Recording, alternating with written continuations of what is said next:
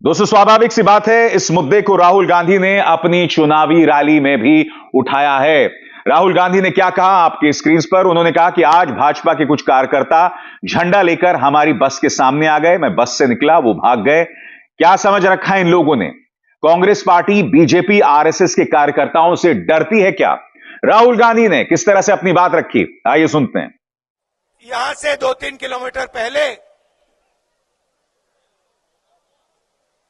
20-25 BJP के कार्यकर्ता नेता झंडा लिए हमारी बस के सामने आ गए।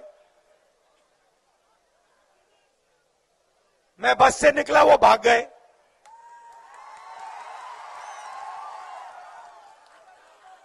मतलब क्या समझ रखा है इन लोगों ने कि कांग्रेस पार्टी बीजेपी के कार्यकर्ताओं से, आरएसएस के कार्यकर्ताओं से डरती है क्या?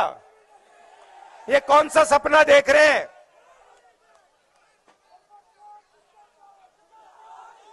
जितने हमारे पोस्टर फाड़ने फाड़ लो, जितने हमारे प्लेकार्ड्स फाड़ने फाड़ दो, कोई फर्क नहीं पड़ता हमें।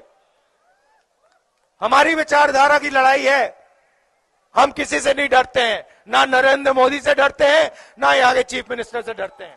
यही बात कांग्रेस के अध्यक्ष मल्लिकार्जुन खड़गे कह रहे हैं। बकौल खड़गे, हम जब अंग्रेजों से नहीं डरे तो उनसे क्यों डरेंगे जो अंग्रेजों के सामने नतमस्तक थे? और जाहिर सी बात है, यहां पर इशारा किसी और की तरफ नहीं, यहां पर इशारा आरएसएस की तरफ है, यहां पर इशारा हिंदू महासभा की तरफ है, यहां पर इशारा सावरकर की तरफ है, यहां पर इशारा श्यामा प्रसाद मुखर्जी की तरफ से। क्योंकि आप जानते हैं दोस्तों, भारत छोड़ो आंदोलन में आरएसएस और मुस्लिम लीग दोनों ने भाग नहीं लिया। उसी तरह से हिंदू महासभा और विरोध करने का प्रयास करते हैं। राहुल गांधी बस से नीचे उतरते हैं तो वो हमलावर हो जाते हैं। सिक्योरिटी वाले राहुल गांधी को फिर से बस में बिठाते हैं। पीछे जो सोशल मीडिया की टीमें हैं जो कवर कर रही है, उनके कैमरे छीने जाते हैं, उनके लोगों के साथ धक्का मुक्की होती है। जयराम रमेश जो जनरल सेक्रेटरी है पार्टी के, जो साथ में चल रहे थे अपने गाड़ी में, उनके गाड़ियों से स्टिकर्स उतारे जाते हैं, फाड़े जाते हैं, गाड़ियों पे डंडे पीटे जाते हैं, उनके ऊपर पानी फेंका जाता है। ये 25 तारीख तक जारी रहेगा, क्योंकि 25 तारीख तक राहुल गांधी आसाम में है। ये राम राज्य है भारतीय जनता पार्टी का। ये हेमंत बिश्व शर्मा का गीता का ज्ञान है, जो रोज गीता के श्लोक ट्वीट करते हैं। इतना डर क्यों? इतना डर क्यों? अपना कुकर्मों का चिट्ठा खुलने का इतना डर क्यों? यदि कुकर्म नहीं है, यदि आसाम में हेमंत बिश्व शर्मा की सरकार राम राज्य स्थापित कर चुकी है, डबल इंजन की सरकार है, जनता का भला हो रहा है, जनता खुश है, जय जयकार लगा रही है, तो ऐसे में कोई भी विरोधी दल यदि रैली निकलता है तो उसमें क्या हर्ज है? यदि जनता खुश है आपसे तो जनता उनकी किसी भी बात को नहीं मानेगी। डर क्यों? तो ये भीड़ उमड़ रही है राहुल गांधी की यात्रा में, और ये भीड़ हर रोज बढ़ रही है, तो ये मायने हैं कि लोग अपनी समस्याओं को किसी के मुंह से सुनना चाहते हैं। देश की जनता चाहती है कि उनकी जो विरोध करने का प्रयास करते हैं, राहुल गांधी बस से नीचे उतरते हैं तो वो हमलावर हो जाते हैं। सिक्योरिटी वाले राहुल गांधी को फिर से बस में बिठाते हैं।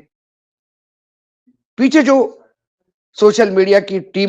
तो जी हाँ दोस्तों, आपका स्वागत करते हैं आपके अपने चैनल में। इस चैनल में आपको गोदी मीडिया के खिलाफ जो भारत में प्रोपेगेंडा गोदी मीडिया फैलाती है, वो उसके बारे में आपको इस चैनल में बताया जाएगा। तो बहुत से सारे लोग मिलकर इस चैनल को सब्सक्राइब कर लो। दोस्तों, आप जानते हैं गोदी मीडिया किस तरह अपना एजेंडा सेट करती है।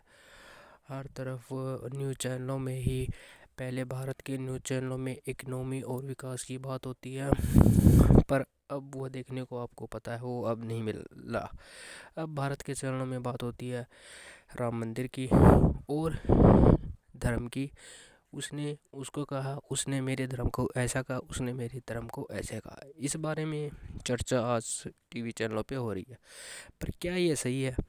क्या ये सरकार हमें शिक्षा और रोज़गार के मुकदमों से बहका रही है? मुझे तो दोस्तों ऐसे लग रहा है कि ये हमारे शिक्षा और रोज़गार जैसे मुकदमों से ही बहला रही है। गोदी एंकर दिन रात हिंदू मुसलमान करते हैं, ये आपको सभी को पता है। पर उनको मिलता क्या है दोस्तों? आपको ऐसी न्यूज़ सुनने से कुछ नहीं मिलता, पर उनको मिलता है दोस्तों फंडिंग। पीछे से इतनी ज़्यादा फंडिंग होती है, आपको पता नहीं, करोड़ों रुपया गोदी मीडिया को दिया जाता है ताकि वो एक प्रोपेगेंडा सेट करे भारत में रहने वाले उन अंधभक्तों के लिए जो सोचते हैं कि उनका धर्म खतरे में है। पर ऐसा कुछ नहीं है दोस्तों, किसी का धर्म कभी खतरे में नहीं आता। खतरे में होता है सत्ता की कुर्सी। जैसे कि आपको दोस्तों पता है 2014 से पहले महंगाई के बारे में, पेट्रोल भी 60 रुपये का मिलता था और एक स्प्लेंडर बाइक भी 60,000 रुपये मिलती। पर आज की डेट में दोस्तों उल्टा है, स्प्लेंडर 1,00,000 रुपये की हो गई है और तेल का भाव तो दोस्तों आपको पता ही है। और इसका कारण ये नहीं है कि कोरोना के समय कुछ नहीं होता दोस्तों। देश के अरबपतियों ने, मंदिरों ने इतना फंड दिया था भारतीय सरकार को, पर वो फंड भी अब सरकार दिखा नहीं रही। मतलब वो फंड भी सरकार वो चाट गई है। कोरोना कहाँ होता है दोस्तों?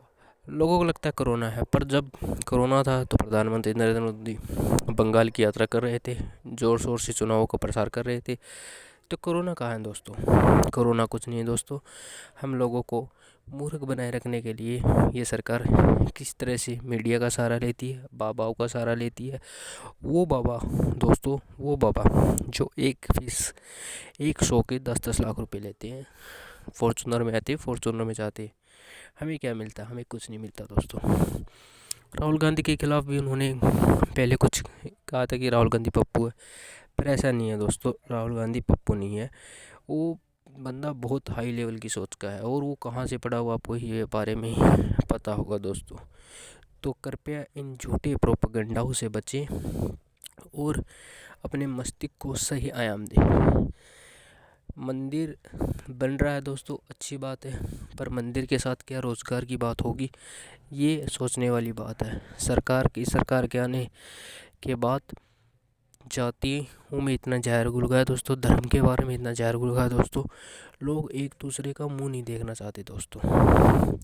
पर गोदी मीडिया इसके बारे में कुछ नहीं सोचती दोस्तों। देश की इकोनॉमी ठप हो गई है दोस्तों, बहुत से लोग बेरोज़गार हो गए हैं, स्कूलों की फ़ीस इतनी बढ़ा दी गई है कि कोई हद नहीं है, पर सरकार का कोई लगाम नहीं है। और इसके बारे में दोस्तों आपकी क्या राय है कमेंट में ज़रूर लिखना। और बहुत सारे दर्शक इस चैनल पे आए और इस चैनल को सब्सक्राइब कर ले। बहुत से यूट्यूबरों की थोड़ी थोड़ी कटिंग इस चैनल पर दिखाई जाएगी जो आपके लिए फ़ायदेमंद होगी। तो जय हिंद दोस्तों, वंदे मातरम।